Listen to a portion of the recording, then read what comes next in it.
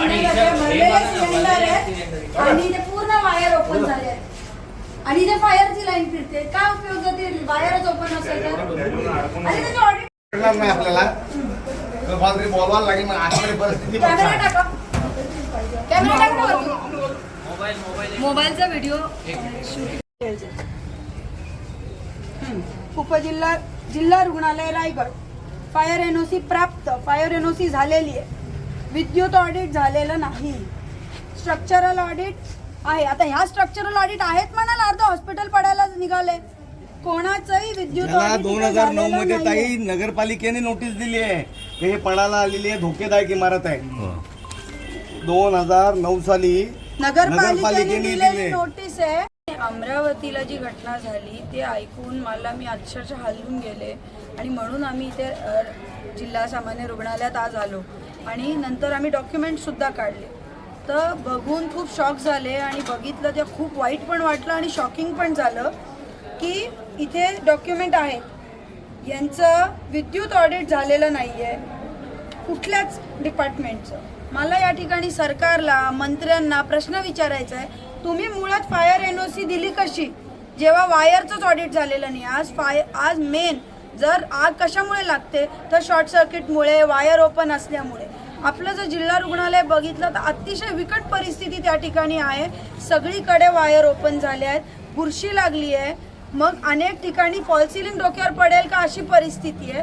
आणि अशा वेळी मेन मुद्दा हा आहे की शेका पक्षांनी सगळ्या जिल्हा रुग्णालयांचं ऑडिट काढलं आणि बऱ्याच ठिकाणी त्यांच्याकडे नाही आणि हे गव्हर्नमेंटची वेबसाईट आपल्याला सांगतं, मी नाही सांगत. दुसरा मुद्दा हा आहे की या हॉस्पिटलमध्ये स्टाफ पाहिजे. मी तुम्हाला सांगते 194 हे बघा पाहिजे 194 भरलाय 95 आणि जवळजवळ 100 पदही रिक्त आहेत. आपण टॅक्स भरतो नागरिक म्हणून कशासाठी भरतो की या सोयी सुविधा आपल्या व्यवस्थित चालल्या पाहिजे. पण इथे जर डॉक्टरच नसतील एवढा घाणेरडा मी तुम्हाला फुटेज देईन. आम्ही ते लेबर रूमच्या लेडीजच्या टॉयलेटमध्ये गेलेलो. इतकं घाणेरडं टॉयलेट आहे ना मग त्याला काही अंतच नाही. आणि मेन म्हणजे हे हॉस्पिटल धोकादायक आहे. आणि सगळ्यात आश्चर्याची गोष्ट म्हणजे या हॉस्पिटलवर मागच्या नाही मी तुम्हाला सांगते ना 2000 याच्या साली 15 कोटी रुपये हा खर्च केला. हा गेल्या 13 वर्षात या जिल्हा रुग्णालयावर जवळपास 15 कोटी रुपये हे खर्च केलेले. 15 कोटी कशाला म्हणतात, कुठे केले? आता काय ना इथल्या सरकारला काही काळजी आहे ना सत्ताधाऱ्यांना काही काळजी आहे ना मंत्री आबिटकरांना मी विनंती करते काय आहे हे काय आहे? गोर गरीब पेशंट सिव्हिल हॉस्पिटलला येतो ज्याला खासगी हॉस्पिटल परवडत नाही. 15 कोटी कशाला म्हणतात? आणि स्थानिक लोकप्रतिनिधींचं तर विसरूनच जा. कोणाला पालकमंत्री बनायचंय तर कोणाला मंत्री बनायचं. अरे जनतेचं काय, कॉमन माणसाचं काय? याला विचारा आज ऑपरेशनला माणसाचं काय होतं. यांनी पालकमंत्री कोण ह्याच्यातच घालवली. आजच्या तारखेला बघाल ना परिस्थिती तर 5000 square foot 5000 square foot 5000 square असं आपला सिव्हिल हॉस्पिटल आहे. हे जर नवीन बांधलं असतं तरी 15 कोटीत पूर्ण झालं असतं. यांनी नुसतं पैसे कमवण्याच्या खाली हे पैसे संपवलेले आहेत. 15 कोटीचं काम कुठेतरी दिसतं का मला सांगा? 15 कोटीचं काम दिसलं तर पाहिजे. आणि मुळात म्हणजे 2021ला अपंग विभागात शॉर्ट सर्किट झालं तरी सुद्धा यांचं अजून विद्युत ऑडिट झालेलं नाहीये. 2022 मध्ये एक मोठा एक्सेस ऑक्सिजनमुळे एक महिला दगावल्या त्याचं पण झालेलं नाहीये.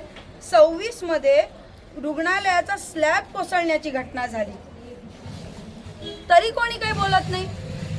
या ठिकाणी मी शेतकरी कामगार पक्षाच्या वतीने मागणी करते, हे जर काही सुधारलं नाही तर आम्ही ते ठिय्या आंदोलन करू, पण असे लोकांच्या जीवाशी खेळू देणार नाही. नाहीतर इथे दुसरी अमरावतीची घटना होईल. आणि मुळातच पॉलिसी लेवलला मी हे माझा सगळ्यात मोठा प्रश्न आहे जो तुम्ही सुद्धा अख्ख्या देशाने आणि महाराष्ट्राने विचारला पाहिजे. ज्याच्याकडे विद्युत ऑडिट नाही आहे किंवा क्लिअरन्स रिपोर्ट नाही आहे, वायर इलेक्ट्रिक क्लिअरन्स रिपोर्ट नाही आहे, त्याला फायरची एनओसी मिळते कशी? हे वेबसाईटच दाखवतं. मला सांगा ज्याच्याकडे वायरचं ऑडिट नाही आहे त्याला फायर एनओसी मिळाली कशी? आणि फक्त या हॉस्पिटलला नाही, सगळ्या उपजिल्हा रुग्णालय माणगाव असेल, पनवेल असेल, पेण, उरण, चौक सगळ्यांकडेही नाही आहे. स्ट्रक्चरल ऑडिट सुद्धा याचं क्लिअर नाही आहे आपल्या हॉस्पिटलचं आणि बऱ्याच जिल्हा रुग्णालयांचं. काय आहे वायफळ गोष्टींवर चर्चा होतात आणि लोकांच्या जीवाशी तुम्ही नका खेळू. लहान मुलं असतात, डिलिव्हरीला काहीतरी माणुसकी ठेवा.